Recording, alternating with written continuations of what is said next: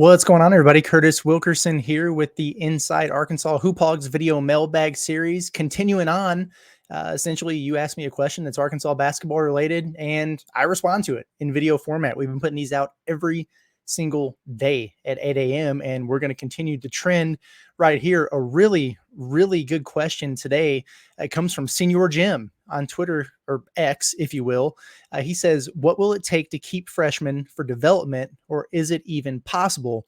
He adds, I'm saying this based on what Coach Cal said about not wanting to develop guys just so they can transfer. This is a really, really good question and kind of a double-edged sword type of deal, really. My immediate answer to this question, honestly, is for Cal to do exactly what he's doing with roster building. You know, not going crazy with numbers and not recruiting over his freshmen with a bunch of older, more experienced guys out of the transfer portal, right? Because what are the two most common reasons that kids transfer nowadays? One is probably NIL. Well, that's not a problem at Arkansas. Shout out Tyson Chicken. Two, it's playing time, right? Well, Cal's roster building strategy is risky because it puts you in a spot where you better be spot on with your evaluations, right? You can't afford to have a guy bust or to miss on a guy. They all need to hit, but it also gives a clear path of playing time for these guys to get experience, to grow, and to improve as players. My takeaway from Cal's comments, and I thought about that in the moment too when I heard him say it, was that he's talking about guys transferring specifically. You know what I mean?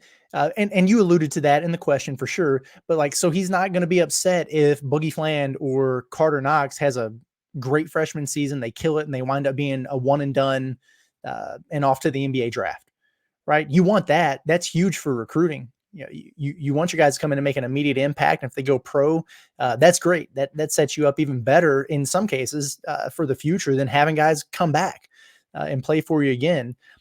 But he wouldn't want to necessarily spend an entire year, you know, coaching up and developing a kid who wasn't in the rotation and trying to get him ready for next season, only for him to dip out in the offseason for greener pastures. We saw that happen with Muss a lot, where he would bring in guys like Darian Ford or a Joseph Pinion, Barry Dunning, whatever, who were well-regarded prospects. You know, maybe not McDonald's All-Americans, maybe not five-star guys, but, you know, 4 stars, top 100, top 150 players.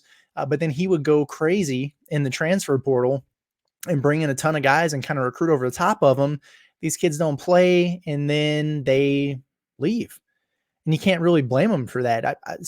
I think on this roster, like Kashmir Chavis, for example, the most recent addition to the team, he's a top 150 prospect. He was committed to a power conference school at Washington, headed to the Big Ten, decommitted. He's coming to Arkansas now, but he knows what the deal is here. Coming into it, he knows that he doesn't project to be in the rotation. He knows it's a developmental deal. But the key is he knows it coming into this, right? There are no broken promises to be had, no lies told, no false expectations. And if he has them, then those would be on him. And if he, you know, kills it in practice, like Cal said, hey, the door's open for other guys to crack the rotation. Like if you earn a spot, you're going to get the spot. But the expectation for him is coming in saying, hey, I'm probably on the outside looking in. I got to work my way into it. This is going to be a developmental process. So here's the plan that this staff has for me. So I think it's more in line with that kind of thinking. Now, it is interesting, though, to take this a little bit further and maybe segue just a bit, looking at this year's impact freshmen, anticipated impact freshmen on the roster, Boogie Fland, Carter Knox, Billy Richmond. They're all 5 stars, a couple McDonald's All-Americans in the mix there, but there are no surefire lottery picks in this bunch, which is interesting given how Cal usually recruits, but it's also a sign of just the 2024 class and maybe the lack of depth and high end, immediately ready talent compared to some of the other classes, like 2025, for example, is going to be absolutely loaded. But again, could all 3 of these guys be one and dones? Sure. Yeah, I mean, why not? They're all going to have opportunities to play and showcase themselves. And that's definitely something that could be the case. But do I think there's a higher likelihood that John Calipari and Arkansas are able to retain one or more of those guys compared to what we'll typically see in recruiting under Cal? Yeah, I do. So the strength of the class also factors into that. But at the end of the day, we're talking about a guy here who just at Kentucky in 15 years had, 50 draft picks and what was it, 37 first rounders, 25 lottery picks. I don't know if I got those numbers misconstrued a little bit, but I think that's what it is. So when he brings guys in, and he brings in a lot of top end, type flight freshmen, the expectation is usually for them to be one and done and get out of here, but you don't want them to transfer. You don't want to develop them and then let them go and blossom under someone else, right? That's not what you want to see. I'm trying to think of examples of guys who have transferred out of Kentucky and wound up having really, really good careers at their next stop. And I'm sure there's plenty, just I can't jog any right off the top of my head here. But I also think about some guys that he's retained who have been really good, and Arkansas has got the opportunity to have several of those next season, right? Adute Thiero is going to his third year in the program developing under Cal, and he's kind of primed for a breakout season. DJ Wagner was a guy, a 5-star that everybody thought, hey, he's going to be a one and done. He might be the best prospect in his class. Didn't quite work out that way, but he was an impactful freshman, and he's going to be back for year 2 under Cal. Big Z, right? A 7'2" guy who can shoot threes from overseas there. There's a market for that in the pros, but he's going to come back. And the beautiful thing about that is they're going to be playing for Cal next year, probably because of the plan that was laid out for them, the expectations that they were given, the promises that weren't broken. There was no reason really for them to transfer and go elsewhere. You might be able to make an argument with Thiero there, because I know he was entertaining some other offers.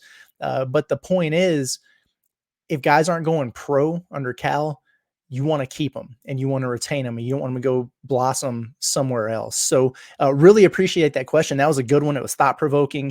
I like it, man. Keep those questions coming. We want to dig into every angle and all the weeds that we can leading up to this Arkansas basketball season. Like I've said on many of these, hey, if you have a question, there's no such thing as a stupid question.